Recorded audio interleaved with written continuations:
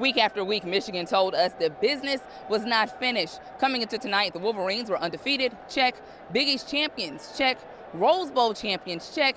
And the final thing on their to-do list was to pick up a national championship. She still got her points, and that's something that head coach Kim Mulkey said she's going to get her points.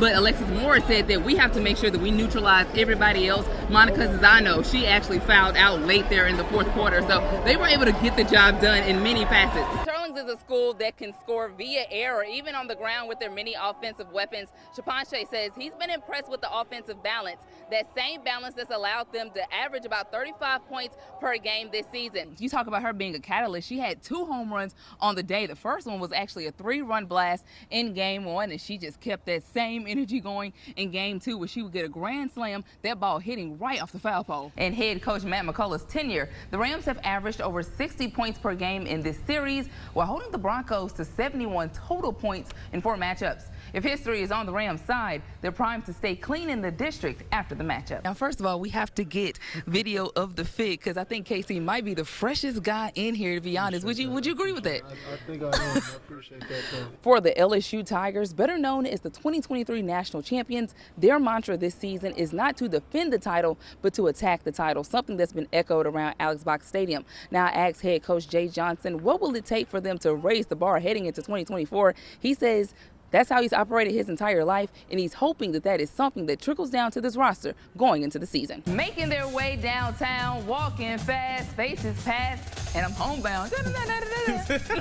Having last year Poa back in the lineup, she's healthy. You were there when she unfortunately suffered that injury, but what is it like having her back and the performance that she had today? I'm so happy to have her back. I mean, she brings so much to this team. Alicia Bland, who had a breakout game, she had 15 points, 4 rebounds, 3 assists, and 100% from the free throw line. And she told us that she would be ready for when her number was called. But they have the advantage of going against a team they've had success against, going 3-1 against Oklahoma City in the regular season. They look to put the final dub against the Thunder after tonight. For the first time in a long time, Cecilia is heading back to the Superdome. Cecilia is your state champion. The last appearance for the Bulldogs was 1995, where they were crowned state champs. Seeing the community, seeing the old pictures brings me back to the time of 1995 like it was yesterday. Their 2023 success has been the catalyst for their historic run. The Bulldogs have only lost 1 game this year, clinching the 2 seed in the Division II non-select playoff bracket. Head coach Dennis Gaines says the work began last November after losing in the second round. We like to say it started in January, but the truth is it started in November, about an hour after our last football game. It's something our staff's kind of always done. As soon as the last game's over, we start prepping while everything's fresh in our mind on the next season. The population of Cecilia is over 1,500 people, a small but tight community where everybody knows somebody, where many attended CHS, and where all are anxious to relive a championship victory. Specifically, I remember driving on the bus, the charter. We were going by the levee, and somebody had put on the levee, last one to leave, turn off the lights. And as Cecilia makes their trek back to the state title game for the first time in nearly 3 decades, it's a very special moment for one key member of this team. For one assistant coach, he takes this week to reflect back to the player behind the jersey to the man in the headset.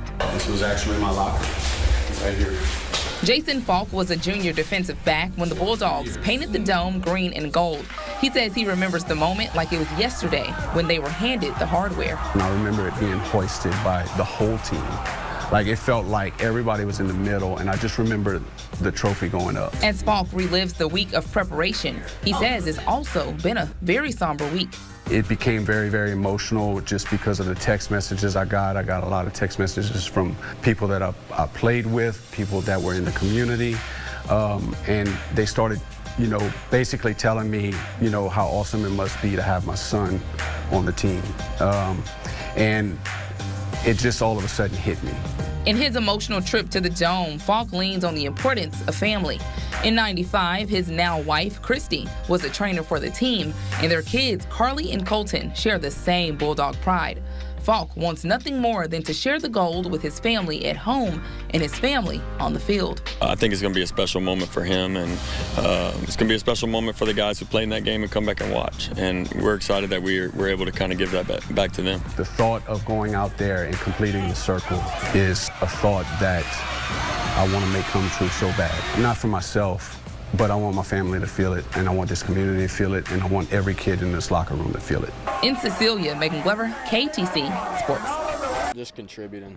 Like, I just want to win. A two-time champion from Barb High, Louisiana hit a grand slam, adding Cal DeBarge to the roster in 2022. From a young age, that's all I ever knew was winning. Then you get to Barb, and it's like, we win here. And you get here, and it's like, we win here. I mean, it's just always been about winning, never about what one person can do. In game by game, pitch by pitch, his stock continued to rise, all the way to the top, where this season, DeBarge fielded Sun Belt Player of the Year honors while also being recognized as the best shortstop in the country. I'd say a stepping stone to get me to where I want to be, and that's a big leaguer. But the job's not finished.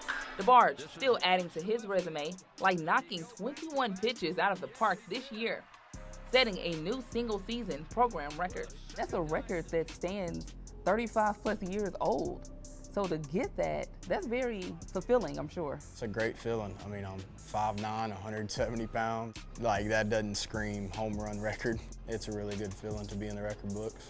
And the star-studded shortstop knows his way well around the bases. As Cal DeBarge makes his way to home plate while showing love to the Cajun fans on the other side, he shows his love in a different fashion. For every Cajun player that went yard on the season, a donation was given to Faith House of Acadiana. Donations are so critical to our budget.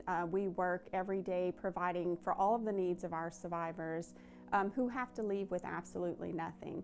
Sponsored by JD Bank, for every Cajun's homer, a $50 donation was given to Faith House, a domestic abuse crisis center and shelter servicing 7 parishes between Central and Southwest Louisiana. Faith House provides safe shelter, counseling, support, and other assistance to victims of domestic violence as they're fleeing from their abusive partner.